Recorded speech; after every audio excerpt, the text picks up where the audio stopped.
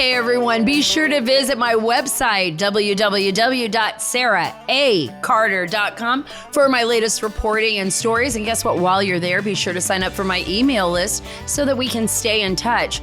Today, I am going to be joined by Congressman Darrell Issa. He is a real fighter, and believe it or not, from the state of California.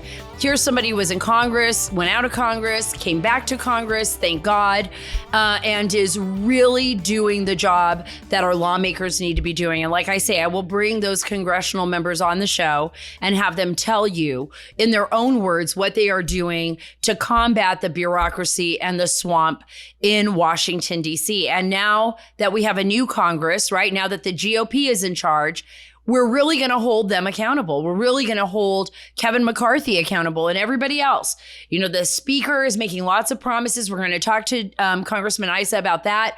Will they hold the deep state accountable? We're going to talk about all that and so much more. And by the way, I'm here at the border. Yes, again, I feel like I should just buy a house at the border. That's what we're going to be talking about that.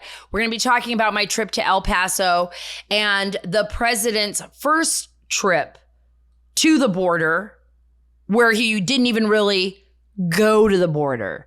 It's very interesting. He didn't really see the real crisis. It was almost as if it was just another dog and pony show and they were cleaning everything up. We're going to talk about that. He didn't even go by the areas where I was at near Sacred Heart, which is a very, very beautiful, large Catholic church in the heart of El Paso, where all the migrants are sleeping on the streets surrounding this church. He did not go by there. Finally, I'll also cover this new investigation on the Joe Biden White House. Listen to this, folks. Listen to this. Cozying up to lobbyists from TikTok. When we know that the Chinese Communist Party is utilizing TikTok and has utilized TikTok to infiltrate our country. Not only, I'm going to go into so many details on this and why really, I know TikTok is so much fun. I know your kids love it. I know you love it. I know there's some really cool videos on there, but I'm warning you, TikTok is very dangerous. It's not only dangerous to you, it's dangerous to the national security of our country. And I believe there are issues with TikTok that go far beyond what we have been told, which is the reason why it's now been banned from government workers' phones. Thank God. I don't know why they didn't do that before, but we're going to go into all those details and so much more. Stay here. Hey, everyone, please follow and subscribe. Get all the links at where? SaraACarter.com. That is SaraACarter.com. And while you're there, please sign up for our email list so that you do not get shadow banned. And remember when everybody thought it was a big conspiracy? Not everybody, but there were people out there in the media and everywhere else saying that it was a big conspiracy, that there was nothing going on with Twitter. There was no real shadow banning. This was coming from the left. And guess what? Guess what, folks? They were shadow banning us. They were shadow banning us. They were shadow banning people they didn't want. They were reading direct messages to one another. And we know that all now because of Elon Musk. Thank God for capitalism. Thank God for ingenuity and for innovation, because Elon Musk was able to purchase Twitter because of our great system, our great economic system, and because he was able to innovate, and he continues to innovate. And I cherish that he was able to do that. Before I get to Darrell Issa, before I get to my trip here at the border, I want to talk to you about Allegiance Gold. I am so excited to have this new organization and sponsor for the Sara Carter Show. Allegiance Gold. Gold and silver, listen to this, allow you to protect what you have worked so hard for. We all know that. And give back the control and privacy that you need. Did I not just talk about what has been going on? Not only the Chinese Communist Party spying on you, but everybody else. We know this. We know what's been going on with the deep state and everything else. But because your reputation is very important to me, the only company that I recommend right now is Allegiance Gold. I want you to listen to this offer. You get $5,000 of free silver on a qualifying purchase when you tell them Sara sent you. That's $5,000 of free silver on a qualifying purchase, when you tell them Sara sent you. My friends at Allegiance Gold can help you protect your IRA or 401k with physical gold and silver, or have it delivered securely right to your door. They will educate you on the benefits of physical gold because they care and they want to build a long-term relationship with you, and they want to be able to protect your money and to protect your security. You saw what was happening in Canada. People were literally losing their bank accounts. They were like shutting down their accounts because they were donating money to truckers that were fighting for freedom. And then how does that happen? Even here in the United States, we saw the same thing happen. When banks didn't like a certain person's politics or policies, they just shut them out. They told them they were no longer welcome. You don't want that to happen to you. Listen to this, get $5,000 of free silver on a qualifying purchase when you tell them Sara sent you. So don't wait. Call or click today. 877-702-7272. That's 877-702-SARA. Listen to that. 877-702-SARA. Or go to protectwithsara.com. We can't control the Biden administration, but we can prepare. 877-702-7272. That's 877-702-SARA or protectwithsara.com. So, Joe Biden's visit to El Paso.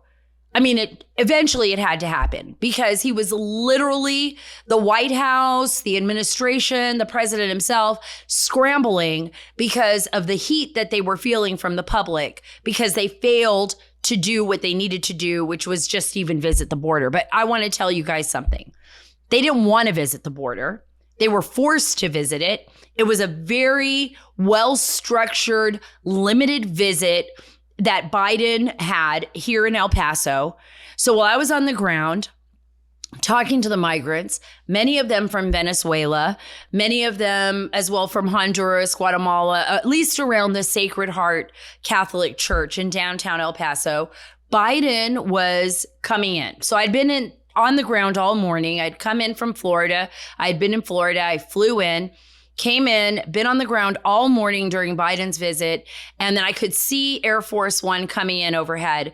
Everybody was wondering, is he going to come by Sacred Heart? Is he going to see all the hundreds of people that are on the streets? By the way, that morning, they were cleaning up. So when I got there, I was talking to some folks that live in the area, and they were very frank, very open, wonderful, wonderful man that I met by the name of Joe, who was a retired Marine and whose family, let me tell you this story. This is interesting. This story is really great. So I meet this guy who's out there with his wife, and they recognize me, and he comes up and he shakes my hand and he says, Sara, thank you so much for all the work you're doing and exposing what's going on here, at the border and here in El Paso. And he told me that he'd been out there pretty much all day watching as they were cleaning up. Trash trucks were coming in. I was there too. They were dumping a lot of stuff because there's people living on the streets. They're just living on the streets. A lot of the people that were there, some of them had been taken into a back building that the church had, where they have some beds, some bunks where some of the kids could be. It's an area where they can sleep, have some respite at night. Not everyone, just those with families or with children. And then during the day, they're back out on the streets. But they try to keep some of the people in there. And they had these long buses down the road, and these very big city buses that they were keeping people in and letting them stay in there because the temperatures were dropping down into the high 20s, low 30s. So people were literally sleeping in the cold out on the sidewalks. The American Red Cross brought blankets, but this was not just people that showed up weeks ago and are just still sitting there. This is an everyday occurrence of people coming into the country. Well, here I'm talking to this wonderful gentleman, this retired Marine, and he and I start speaking in Spanish, and he said, I'm from Mexico. Originally, he said, my family, they were from the Bracero program, which was the farming program. And my father, this man is probably in his early 60s. He said, my father, my grandfather, they were farmers that would come to America. And they would work in the United States, and then they would go back to Mexico. And at a certain point in time, my father, he applied for his residency in America. It took us about 6 years, but he worked diligently, would go back to Mexico, come into the US, and we came here legally. My brothers and sisters and I and my family, and we worked really hard, and we love our country. We love this nation. And we believe in a rule of law. And he was saying there was nothing more frustrating to him, nothing more frustrating than watching people just walk across the border, or his wife, who also came from Mexico legally, than to watch people just walk in. We don't even know who they are. And by the way, every single person that I spoke with, and believe me, I have compassion too for the people that cross. But I'm worried about our national security, because every single person that I spoke with, when I asked them, who processed you? Who brought you into the country? They said to me in Spanish, no one. They said, we just walked in. I said, wait a minute. You just walked across the border here in El Paso, and you didn't even get processed by Border Patrol. Usually how it works is Border Patrol will sometimes apprehend them, they'll process them, then they'll set them free in the United States. But at least there was a semi-background check done on some of these folks. No background checks, nothing. Just basically walk into America, sit at the church, wait to get some kind of pay. They didn't even know who they should talk to. They were basically just hanging out, wondering what the heck was going on, as are we. They told me that they believed, based on the Biden administration's policies and the fact that the president had made that big statement when he came in as president, everybody who I spoke to believed that Biden wanted them here, that they were welcomed to come to America. And the majority of them, they came from Venezuela. So think about this. You're in Venezuela. Everyone that I talked to, and it's all economics, their government stinks. It's the worst. It's a socialist, communist mess. It's a dictatorship. They all hate Maduro. They can't stand him. They said their children are starving. They're starving. It's a total mess. By the way, a lot of people in the State Department, under the Biden administration, they seem very, very cozy with Maduro. Yeah, very cozy. It's the same situation you're seeing in Brazil, where they pushed out Bolsonaro. Okay, Bolsonaro's out, Lula's in. But the reason I'm telling you guys this is because Venezuela will not be the only country, and Honduras, and of course Nicaragua and El Salvador. And we're seeing a lot less from El Salvador and Guatemala right now. We see a lot more from Honduras, Nicaragua, and of course, right now what we're dealing with in other parts of the world where people are coming, like from Venezuela or from Pakistan or Afghanistan. But think about what's going to happen in Brazil. Think about the future of Brazil, a huge nation, right?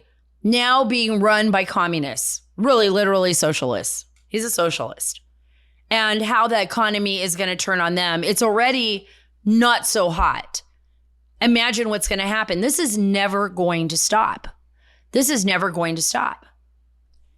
And I want you to think about the people that are here. There's this misconception that everybody, and I think maybe now when we see the elections, we see a lot more Hispanic leadership in the Republican side, more Hispanics becoming GOP. But the Hispanic community, the Latino community, the Mexican American community, they are not about wide open borders. These are people that immigrated to the United States legally and went through a process. What they're seeing at the border is so frustrating. In fact, it's not only harmful to us, because if we're not vetting people, we don't know who's coming in here. And yes, we are susceptible to attacks by terrorists still to this day. There are terrorist organizations like Al-Qaeda, like Islamic State, and many others who would like to target us. So yes, we are susceptible to that and to our adversaries, and our children are dying. This is what is so frustrating. This is what is so frustrating for all of us. And that the government, our own government, is making this possible. Biden, this is Biden's policy. This is the Biden administration's policy to leave the border wide open. Before I get to Congressman Darrell Issa, though, I promise I'm going to tell you the story, because I think my producers are right now on pins and needles, because I'm going to tell you a ghost story. Yes, a ghost story from El Paso. This is wild. So I am staying at this hotel, the Hotel Indigo, which is beautiful hotel in El Paso, my first night there. And it's in downtown. And like the lobby starts on the 5th floor, and there's a bar, and it's kind of hip. It's got some modern decor, but it's been there apparently for a very long time. And I don't know anything about this hotel. I'm just coming in, I'm staying at the hotel, I'm exhausted. And I mean, I'm really tired, and I don't even get to sleep until like after midnight, maybe somewhere around 12:30 at night. And I go to sleep. And at about 4:30 in the morning, I swear, I'm telling you guys, I don't know what this was, but I had no idea that there were stories about this hotel. Let's start out with that. I had no idea that there were even ghost stories about this hotel. But I felt like there was something under my pillow and my mattress, like tickling the back of my head and kind of pulling my head up. Like, it was the weirdest thing I'd ever felt. And I thought for a second I was dreaming. I thought, oh, that's a weird dream, because I was like, something was just on the back of my head. And then it felt like there was something sitting along the side of me. This is like, and I'll tell you guys, I jumped up because I thought someone was in the room with me. And then I remember distinctly thinking, nah, you're not dreaming. There is someone actually touching your head right now and sitting on the edge of the bed. And I jumped up and I looked around, and I'm like, okay, I must have been dreaming. I must have been dreaming, because that's crazy. But after that, I couldn't sleep anymore. I could not sleep at all. Oh, and then another weird thing happened. The alarm in the room that wasn't even set for a time or anything. It's like and I'm sure maybe it's coincidence, right? But I'm telling a ghost story. So it just starts going off. It starts this weird beep, it's like one of those really loud, obnoxious electric alarms that go off. And I'm like scrambling, and I'm hitting every button on it. And, it's going off, and I'm hitting all the buttons. Nothing's happening. So I unplug it from the wall. And then about 5 minutes after that, some guy's walking down the hall, throwing our bill underneath the door. After that point, I looked at the clock. It was like 4:38. I'm like, that's it. I'm not sleeping anymore. It's just not happening anymore. This is so weird. But I didn't even think about it. I just put it outside of my mind. I thought maybe I was dreaming. Maybe the alarm went off, until I was talking to one of my security guys that were with us. And he's from El Paso. And I was saying, yeah, I had a worst night's sleep. And then I was explaining, we were all talking. And he said, this is so weird, because that hotel is notoriously haunted, like according to people that have stayed there. It's been there for a long time, that building. And apparently it's the second most haunted place in El Paso or something. So, okay. So not only did I have to deal with like all of the craziness of migration and immigration and illegal alien, and we're working on this story, we're trying to bring it to you, but I can't even get to sleep at night because I am literally being haunted, and I think it was a Democrat. I'm positive of that. But it was a very scary moment for me, yes. It could have been just a dream. I'm just throwing it out there, but it did not feel like it. It literally felt like somebody was touching my head, and it was really weird. It was really weird. So let me know what you think. If you guys have any good ghost stories, if you've experienced the supernatural, I want to hear about it. I love that stuff. So Tweet it, text it, email it to me, whatever you got to do. I want to read. Maybe we'll do a fun segment on that all the time. This is a new year. We can do whatever we want. This is a podcast. We don't need to be, so structured. But anyways, that was my ghost story. And I hope you all enjoyed it. And by the way, I'm going to be here in Texas. This is literally... I'm going to be here in Texas for the next 3 or 4 days, and I may be heading to another border town, not anywhere in Texas, Arizona, or California in the upcoming week. So you guys do not want to miss that. Before I get over to Congressman Darrell Issa, I want to tell you about AMAC, another great organization, an organization that represents I believe all the great things that make our nation so amazing and wonderful because they fight for you. AMAC fights for you. AMAC fights for me. By joining AMAC, you're taking the first steps to saving the America that you love. AMAC offers an alternative to just about every benefit that other group offers. But guess what? With no liberal agenda, I stand with AMAC, and I hope that you will too. I encourage you to join today at amac.us/Carter. That's amac.us/Carter. The benefits of membership are great, but guess what? The cause is even greater. Join today at amac.us/Carter. Congressman Darrell Issa is here with me now. He represents California's 48th district, and I'll be talking to him live from the border.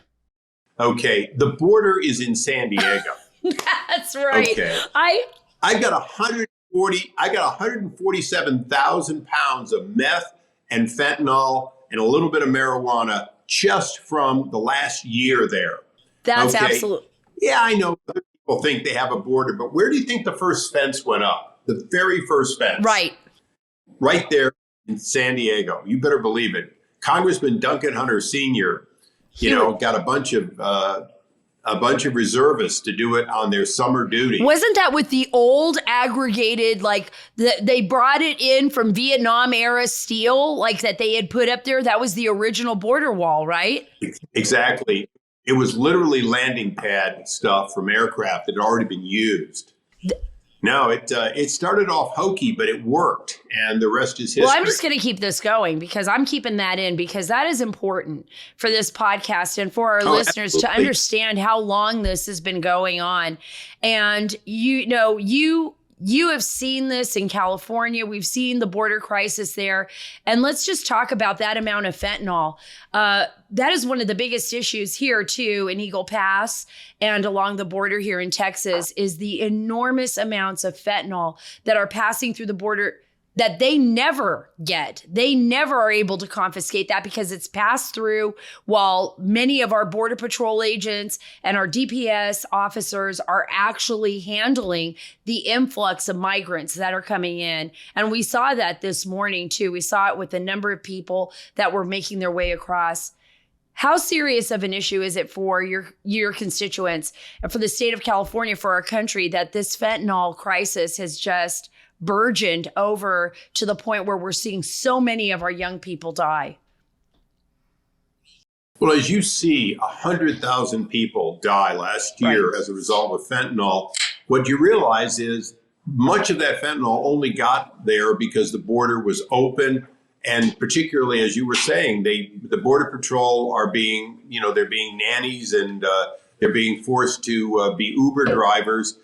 When in fact, that means that they're not at the border to look for it. And the drug guys know it. As a matter of fact, it's a popular technique.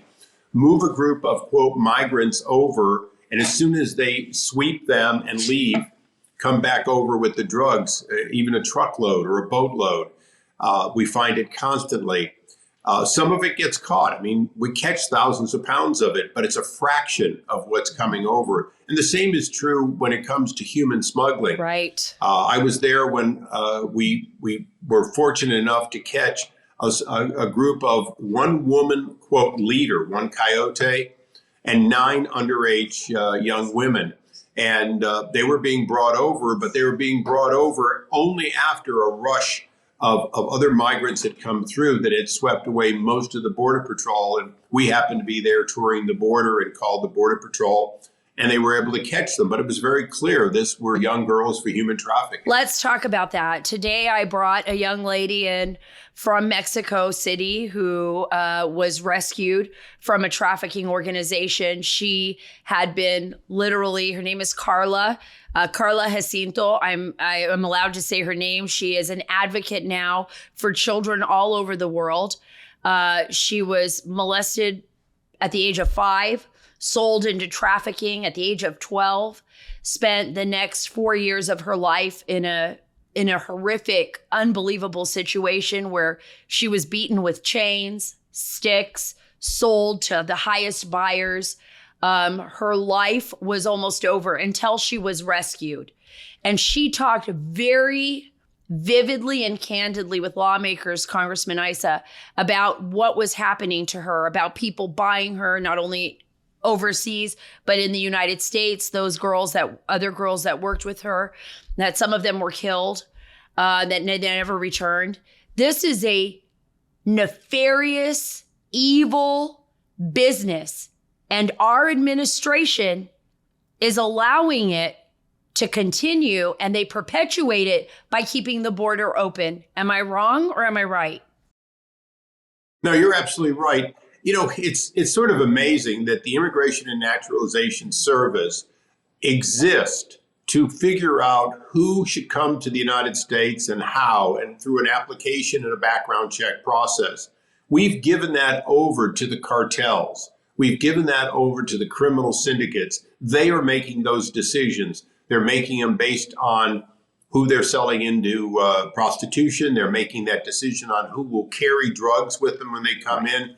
And they're making that decision on who gives them a bunch of money. They're not making that decision in any way, shape, or form on behalf of the American people, including families who have loved ones waiting in line to come to the United States legally. How frustrating is this for you? Because I know you were at the border, you made that call, you probably, and I know, now I'm not going to say probably, you absolutely saved a child's life from these trafficking organizations.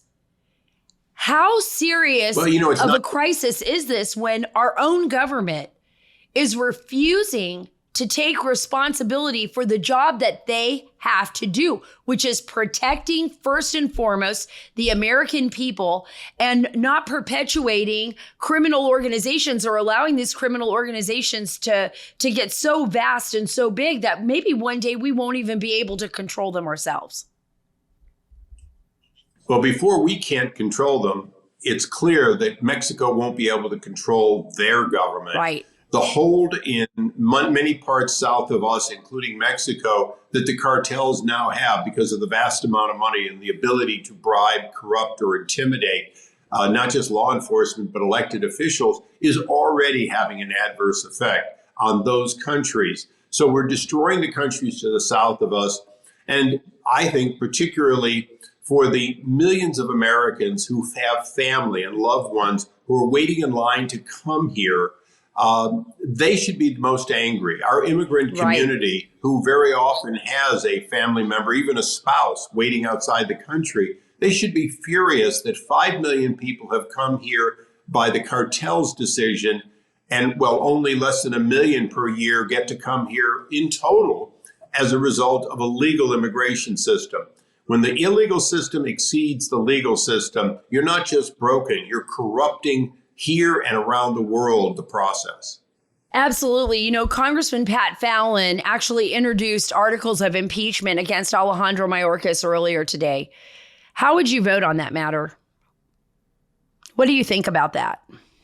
Well, I'd have to look at the details, but here's the challenge we have. Is Mayorkas living under the serving at the pleasure of the president at his behest? Yes. So are you really looking at the right person? Right. Are we to believe that the secretary is not doing a job the president wants him to do, or faithfully executing the orders given to him by this administration? So it's not that I disagree that absolutely the border is not secure. But of course, famously, the people that say the border are secure are the president, the vice president, their spokesperson, And that needs to change because I think we need to aim at where the control is. And the head of this wrongdoing, quite candidly, is the President of the United States. He's getting what he wants. We don't understand why, but he's getting 5 million people that'll never go home, that have no intention of going home, most of whom were chosen by the cartels, not by anyone here in the United States. I don't know how it's going to unfold if something goes sideways with this policy of open borders. For example, if you have a president that has people coming through, but he's doing everything, or she is doing everything they can to stop them from coming into the country, then you say, okay, if there is a tragedy, if there is a terrorist that slips through, you have another 9/11 commission. You try to figure out what went wrong, how to fix it. But when you have an administration that is purposefully leaving the border of this sovereign nation wide open to anybody and anyone from anywhere in the world. Let me tell you, Congressman Issa, I was down in El Paso.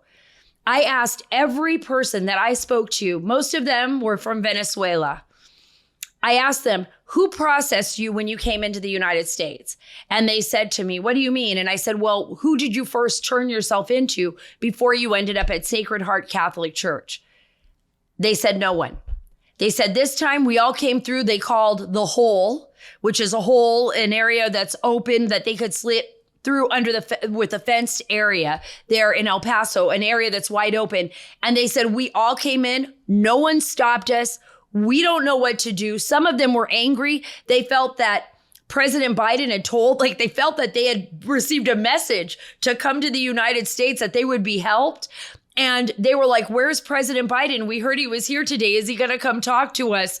They didn't know what to do. They were all sleeping on the sidewalks outside of Sacred Heart Catholic Church with 3-year-old children, 12-year-old girls. It was stunning. Who's going to pay the price if something happens in our nation? If a bomb goes off, if Americans are killed? What about all the children that are being killed right now? Who's going to pay the price for that? Who's going to be held accountable? Well, ultimately the voters are going to be probably the only ones that truly hold people accountable now and in the future. Right. What's frustrating to me and continues to flabbergast me is I represent hundreds and hundreds of thousands of acres of relatively rural San Diego County, lots of farmland, lots of agriculture. My farmers and ag folks, to be candid, they use mostly undocumented workers. It's been rampant. You'd figure with 5 million new people who have been handed these paroles, handed the right to be here for at least for a period of time legally, that they'd be swamped with people that would work. Right. They're not getting that. We literally have not fixed a shortage that we have in workers when we've brought in 3 or 4 times as many workers as we need, because they haven't come in dedicated to coming to work in our hotels or in our restaurants or in our farms. And so we brought in 5 million people, and we haven't even fixed the problem that those 5 million would fix if they were selected based on skills that they wanted to work in. Brilliant. That's brilliant, because I just left a meeting actually with the heads of IBC Bank out here in Eagle Pass. One of the big issues for them is workers. They're saying, look, we need to revamp our system. We need to figure out what's wrong. We need to secure the border, but we also need to have a system that benefits the United States, that can help not only the American business owner, but go back to a system where we can have people come here and work agriculture, work in our restaurants. In fact, even right now, a lot of the workers that come into Eagle Pass, and I think it's probably going to surprise many of my listeners, but there's a lot of workers that come from Mexico every single day into the United States, I'm sure like you have in San Diego, and then return home back to Mexico at the end of the day. They come into work, they go back home. There was a bracero program a long time ago that a lot of people that live here now legally, their families applied through the bracero program to be American citizens. They came into our country, and they're a great part of our nation and a beautiful part of our fabric of our society and our country. Do we need to rethink our immigration policy and rethink how we're handling our national security? And I mean, I think compassionate conservatism is out there. Well, George W. Bush came in as president saying that we had to have that term, compassionate conservative, and he wanted to revamp the immigration system and make it work better, make it, quite frankly, bring in people to fill those slots legally. And he didn't have any help from the Democrats practically. And of course, Republicans didn't trust another change without enforcement. President Trump proved we could do enforcement that pretty well worked.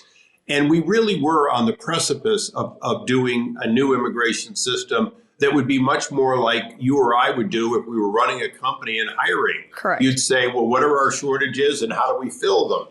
That's where we need to be. We need to have a system where if you want to come here, the first question is, do you come here to add to our economy? And if so, is it an area of shortage? We don't do that for most of the immigration right now, and we're certainly not doing it for the 5 million who have shown up at our border. And that's to the detriment, not just of our country, but of those 5 million. Right. People here without skills to get a job, people that were brought in and then dumped, are also going to find themselves either impoverished or criminal or both. We need to change that. Lastly, one thing that I think you're well aware of, and we see it, and the Border Patrol will be glad to tell you, we see the evidence that countries like Venezuela are giving people in their prisons the opportunity to leave and come to the United States. Empty out the prison, but they leave the country. It's a win-win. They just tell them, don't come back. And they won't. They'll stay here and practice the trade that they already know, which in many cases is crime. Oh, absolutely. And I think our adversaries are very well aware that we have a border that is in complete chaos. They're going to take advantage of that. We know Venezuela, just like you said, has. We've seen the same evidence coming out of Cuba.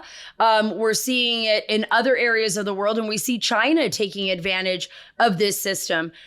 Right now, starting the new year, I mean, can a split legislature, produce any kind of policy solutions to secure this border? I mean, you would think that this would be common sense, right? We would have, for those that aren't playing politics, taking politics as much as we can outside of this, saying like, we really need some common sense legislation here. We can't have a border that's not secure.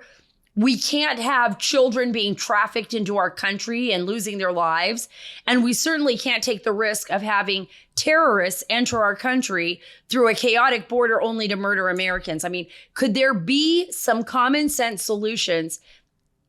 And then I want you to address that on the worker side, because I do believe there is a way to do both. Secure the border and create a migration policy. You're a businessman, and you understand how important this is, but to create a policy that's sustainable, that works for us, and that also works for our partners to the South. Well, you're absolutely right that we can do all of it. But one of the interesting things is, I'm called often a legislator, but this is not about legislation, because you have a president who will not enforce the laws that he knew he could enforce that would have secured the border. This is about working with the administration, cajoling or forcing or whatever term you want, to get them to live up to the spirit of the laws that are already there, and then work with our colleagues to improve the immigration system, to include getting the workers we need where we need them if they're not available in the United States. But that first part, the part that Kevin McCarthy and Steve Scalise and Jim Jordan are all going to be working on, is going to be, how do we get this president to live up to quite frankly, the letter and the spirit of a law that Trump lived up to, maybe better than any president in history. But by comparison, President Obama, President Clinton, all these previous presidents did a very good job compared to this president. This president has broken the border, broken it open. And I'll tell you, seeing him yesterday at the border, standing in front of a fence that he deliberately said he was going to tear down and he stopped the construction of, was to a great extent almost as much hypocrisy as closing out all the processing centers he was going to visit so they could talk about how many people they processed, and you couldn't see one. And of course, the president seemingly saw no one crossing the border while he was there. Well, that's because the border is secure, Sarah. Right. Well, I can show you video just from this morning, and it does make me laugh. And you're right. The hypocrisy is palpable. I was just at the border this morning. We were standing there with the senators, female GOP senators, talking about the issue of child trafficking and human trafficking. And lo and behold, some people on the other side of the border were getting ready to cross. They started to yell at me in Spanish, and we had a conversation. And then eventually they just crossed the border. They came across the Rio Grande with little children in tow. One had a baby in one arm and a toddler in the other. They were being guided by our National Guard, because our National Guard doesn't want to see, and we don't want to see these children drown, because they already ended up halfway into our country. And they walked right into the United States of America. And then they were guided to a bus where they will be processed, and they will be taken, and they will be released into our nation for the most part. So Biden did not do that. President Biden did not do that. And it was to the anger, sounds a lot like you, to the people here in Texas. They were upset about that. Well, absolutely. And Sarah, I think the American people need to be angry that rather than work with his own majority, Democratic majority, in the few years leading up to this last election, to pass sensible legislation or to legalize what he was doing, he's simply done it. And now he's saying, well, don't you dare not raise the debt limit. Don't you dare not give me the defense and other monies I need. And oh, by the way, don't you dare do this. And I'm sorry, but we are going to dare. We're going to dare to do common sense legislation. We're going to dare to hold the president responsible to obey the law and to enforce it. And quite candidly, we will reach out to the other side, which in this case includes the Senate, and try to do meaningful legislation. But it's got to be linked to an understanding that ignoring the law, so much so that the courts have had to say no to President Biden repeatedly. Ignoring the law cannot be tolerated, and it's completely separate from legislation. We can't give him what he wants if he won't meet his constitutional obligation to secure and defend us from enemies, foreign and domestic. And by the way, 5 million uninvited guests that are just going to spread out and, quite frankly, not fill the jobs that are vacant. That's more than a small threat to our nation. Absolutely. And especially when you have so many trying to do it the right way and applying for programs, and the State Department is not always, sometimes it grows, but the State Department is not always accepting all of those applications. There's a lot of issues. There's a lot of breakdown, I think, in our system, in our visa system, and in our immigration system. And maybe that is something that both sides can work on. And maybe this is my final question to you. I could talk to you forever. I want to keep you here forever. I have to head back out to the border, and you have to head back out and vote. I hate when this happens, but is it really possible? Can we come to a point? And I think I did see it under President Trump, especially with security. But can we get to a point in our country where Democrats and Republicans can find common sense solutions? Will we ever have that again? And is it even possible right now with Biden as president? I think it is. Some years ago, 3 years ago, we passed out of judiciary unanimously a reform to our high-tech visa bill, the H-1 bill. Now, it did not become law for a number of reasons, including the Senate didn't have a counterpart.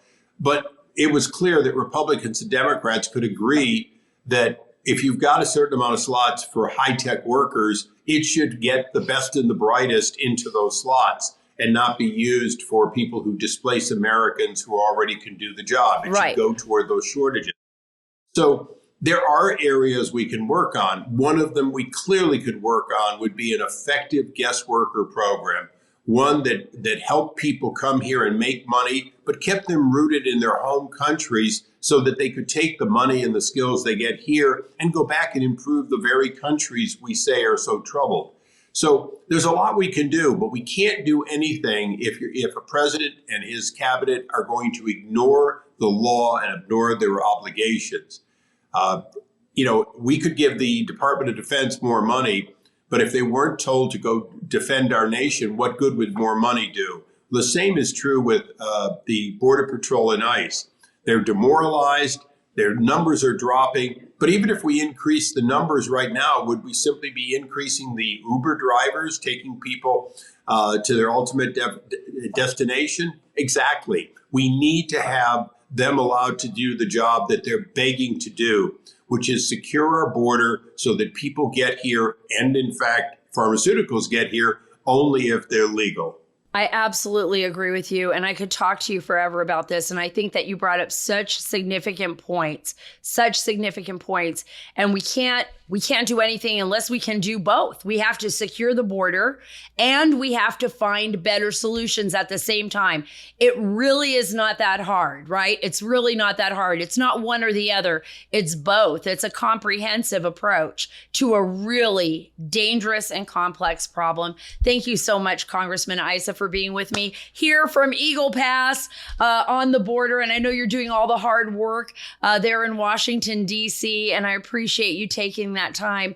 By the way, am I still invited to California? Because I still want to make that trip. We want you to make that trip. The Tijuana River is still running full of sewage. It still needs to be cleaned up. We still have openings in our fence, and we still have a massive amount of people coming over the border. Right. And by the way, we still have some pretty good places for dinner. So we'll help you with all of them if you come. We're going to be there. We will be there. I promise you that. That's my next big trip. I'm heading to California. We're going to show everybody what's going on there, and especially the very serious issue of fentanyl and that deadly chemical that is killing our citizens and killing our children. Thank you so much, Congressman, for being on the show. I appreciate it. Thank you, Congressman Issa. I look forward to having you back on the show. Folks, MyPillow. I talk about MyPillow all the time.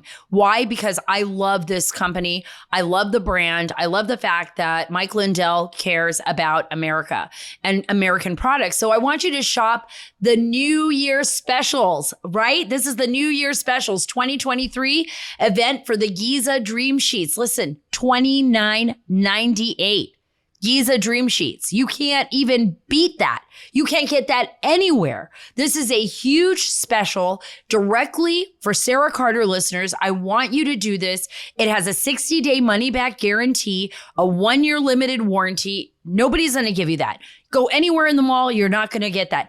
Shop the New Year specials at mypillow.com and use promo code Carter, that's CARTER, to get huge discounts on all MyPillow bedding products, including blankets, pillows, and comforters, and get the Giza Dream Bed Sheets for as low as $29.98. While quantities last, folks. This is only while quantities last. And Mike Lindell sells quick. He sells fast. Stock up now at mypillow.com and use promo code Carter.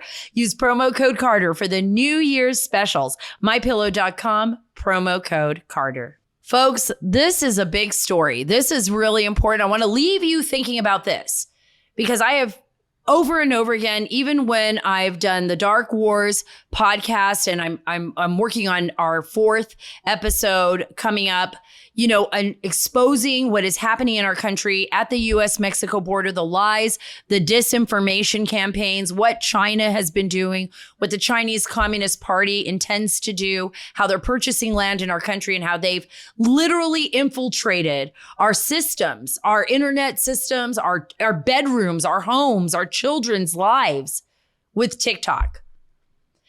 And I want you to realize how important this is. It's so important to the Chinese Communist Party and to TikTok that they have sent lobbyists repeatedly, and they have scored visits at the Biden White House. This is according to records that were reviewed by a very good journalist, investigative journalist at the Washington Examiner, a reporter by Gabe Kaminsky. who did a phenomenal job in exposing this. And this is at the Washington Examiner. And I want to give credit where credit is due because this is a great story. Lobbyists for TikTok and its Chinese parent company, ByteDance, have joined a cozy relationship with President Joe Biden's White House. So they're building this relationship with the White House. This is all while we have lawmakers ramping up efforts to crack down on this app that is so intrusive, especially into our national security. Can you believe this?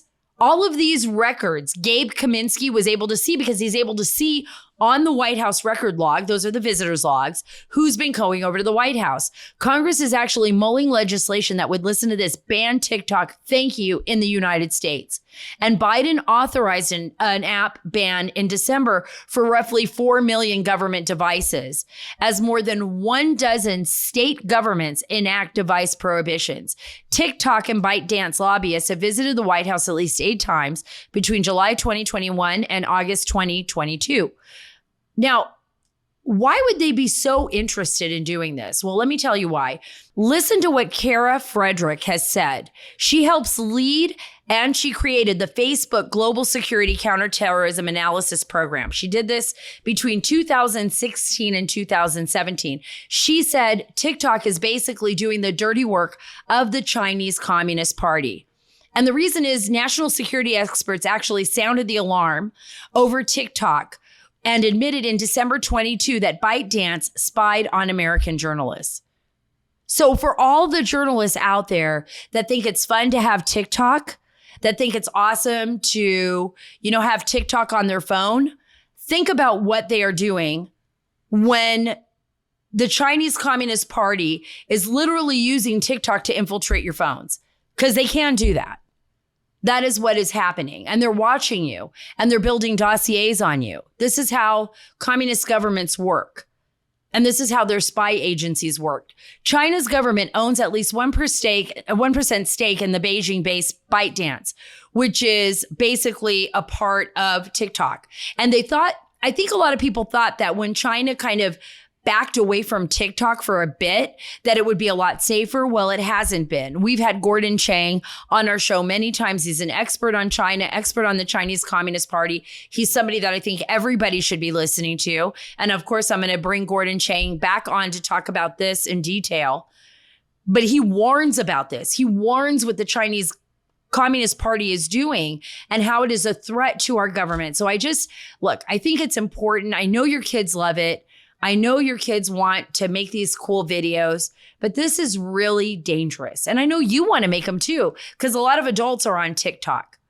You need to step away, break the addiction, get it off your phone. It is not worth it. It's a waste of time too. Don't we have enough apps? Let's just not give our adversaries any more ammunition against us, folks.